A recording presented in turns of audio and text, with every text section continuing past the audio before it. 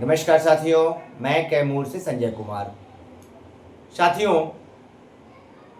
मैं 4 फायदों पे चर्चा आज करना चाहता हूं, लेकिन उससे पहले मैं एक चर्चा कर देना चाहता हूं कि आज आपका ये जो हमारा समूह है, इसका नाम जो हमने चेंज किया, उस पे मैंने कई साथियों से चर्चा किया। चूँकि स्टार्टिंग में आप देखे होंगे वो चैनल मेरा वापस नहीं आया, तो मैं अपने स्वाभिमान के लिए ही लड़ा था, शिक्षकों के लिए स्वाभिमान के लिए ही लड़ाई लड़ रहा हूँ। शिक्षक होना मेरा स्वाभिमान है। नियोजित जो ये शब्द है 2003 से स्टार्ट है हम लोगों के यहाँ, ठीक है। तो नियोजित से हम लोग समायोजित हो गए, ठीक है। पंचायती राज के हम लोग शिक्षक बन गए। कोई प्रखंड शिक्षक, कोई पंचायत शिक्षक, कोई जिला परिषद शिक्षक, ये सारे रूपों में सरकार ने हम लोगों को बांट दिया। तो नियोजित शब्द हम लोगों का हट गया था, परंतु हम लोगों का पुकारू नाम आज भी नियोजित ही शब्द है। लेकिन कागजों में हम देखते हैं कि ऐसा नहीं है, पंचायती राज शिक्षक है। तो बार बार किसी चीज को चेंज करना, चूंकि मैं स्टार्टिंग में ही शिक्षक का स्वाभिमान यही नाम लेके चला था, क्योंकि मैं स्वाभिमान के लिए लड़ा था और आज भी लड़ रहा हूं। तो अपने स्वाभिमान के लिए, शिक्षक का स्वाभिमान है, उसको गिरने नहीं दूंगा, मेरा यही है मिशन। लेकिन कुछ लोगों के प्रेशराइज करने पर, कहने पर मैंने इस ग्रुप का नाम बदल दिया था। आपने देखा होगा, मैं समझ नहीं पाया कि क्या कुछ लोगों के दिमाग में खुराफात चल रहा था, और बाद में जाके कहने लगे कि मैंने नाम दिया है, तो उस नाम को भी मैंने आज समाप्त किया। साथियों, हम नियोजित नहीं हैं, स्थायी हैं। आप राज्यकर्मी, कोई कर्मी हो, लेकिन जीवन भर आप शिक्षक तो रहेंगे।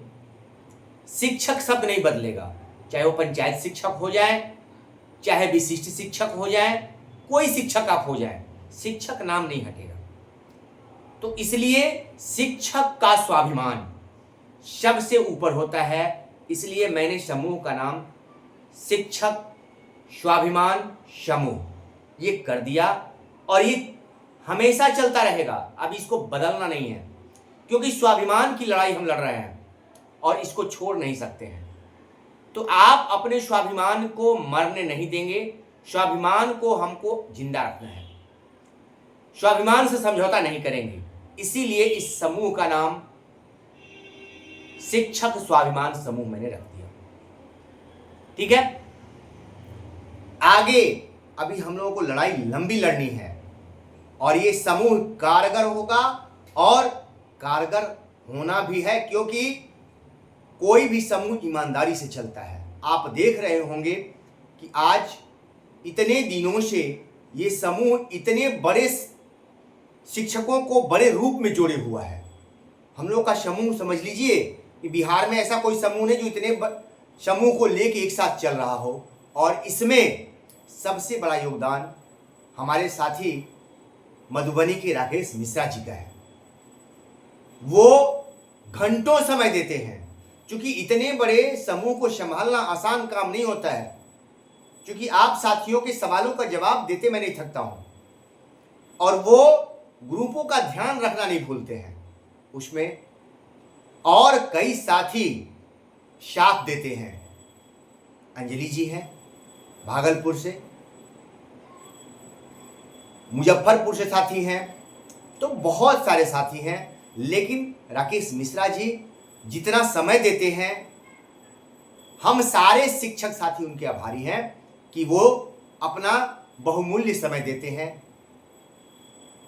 तो कहने का मतलब है, इस समूह को हम लोग जितने अच्छे से ले चल रहे हैं, कभी भी इस समूह पे दाग ना लगे, उसी दाग से मैं बचता हूं, आप समझ रहे होंगे। आप साथियों से आग्रह है कि कभी समूह को दागदार मत बनने दीजिएगा, आप लोगों का सहयोग चाहिए, ये ध्यान रखिएगा। और अब हम मूल मुद्दे पर चलते हैं। कई साथी ईपीएफ पे चर्चा करते हैं। ईपीएफ, तो ईपीएफ के बारे में पहले जो हमको मिल रहा है उसके बारे में चर्चा कर लेते हैं। ईपीएफ है क्या? तो साथियों, ईपीएफ आपका 1800 रुपया सरकार काटती है और 1800 रुपया देती है। कई बंधु इस पे सवाल है, 1800 रुपया कहाँ सरकार देती है इनको? इनको तो 550, 1800 देती है, 550, 2350 को रुपया कटता है, ऐसा कई साथियों ने कहा। लेकिन नहीं साथियों, 1800 रुपया आपका सरकार जो देती है और 550 रुपया आपका, ये ईपीएफ अंशदान में जाता है, जो रिटायरमेंट के बाद एक मुश्त राशि मिलती है। दूसरी राशि 1250 की है जो पेंशन में जाती है। आप जा करके ईपीएफओ की साइट से अपना पासबुक डाउनलोड करके देख लीजिए, 3600 रुपये का हिसाब आपको मिल जाएगा। अब आते हैं, सरकार अभी ईपीएफ पर क्यों मेहरबान है? क्योंकि ईपीएफ पर सरकार को कम खर्चे देने पड़ेंगे और इससे लाभान्वित ज्यादा परिवार होंगे। तो ज्यादा लाभान्वित जब परिवार होंगे तो सरकार के लिए क्या होगा? फायदेमंद होगा। सरकार ऐसी चीजों पे ध्यान देती है, सरकार के लिए आसान होगा क्योंकि कम खर्च में ज्यादा वोट जहां प्रभावित हो। अभी आपने बिहार में देखा, 700 रुपया 1,11,00,000 बुजुर्गों को दे दिया गया पेंशन के रूप में। बहुत अधिक खर्च नहीं आया, लेकिन वोट बहुत ज्यादा प्रभावित हुए। बात समझ लीजिएगा। तो अधिक से अधिक लोगों को टच करना। तो आज चूंकि प्राइवेट कंपनियां वगैरह ये सारे लोग ईपीएफओ में आते हैं, ईपीएफ ही देते हैं। तो सरकार को ईपीएफ को और विस्तृत करना है कि अधिक से अधिक लोग ईपीएफ में जुड़े। NPS, OPS, UPS. तो ओपीएस तो भाई गोल्ड है, उसमें कहीं शंका नहीं है। जिसने सरकार ने उसको समाप्त ही कर दिया। कुछ लोगों के लिए अलाउ है, जैसे स्वयं नेताजी लोग हैं उनके लिए अलाउ है। आर्मी के लिए है तो वो तो सर्वोपरि है, जो कि जान हथेली पे लेके चलते हैं, उनके ऊपर मैं कोई प्रश्न नहीं खड़ा कर सकता हूं, क्योंकि वो हमारी जान है। वो है तभी हम सुरक्षित हैं, तो उनको तो मिलना चाहिए। लेकिन और बहुत ये नेताजी लोग हैं, ऐसे लोगों को क्यों मिलना चाहिए, ये तो प्रश्न उठता है। लेकिन वो स्वयं कानून बनाने वाले हैं और ऐसे लोगों को हम जिता करके भेजते हैं। ये हमारा दुर्भाग्य है। मैं साफ कहता हूं, ये हमारा दुर्भाग्य है कि हम जिताते तो अच्छे लोगों को है, लेकिन वहां जाने के बाद लोग बदल जाते हैं, ईमानदारी को एक टोकरी में कूड़ेदान में डाल देते हैं। यही होता है।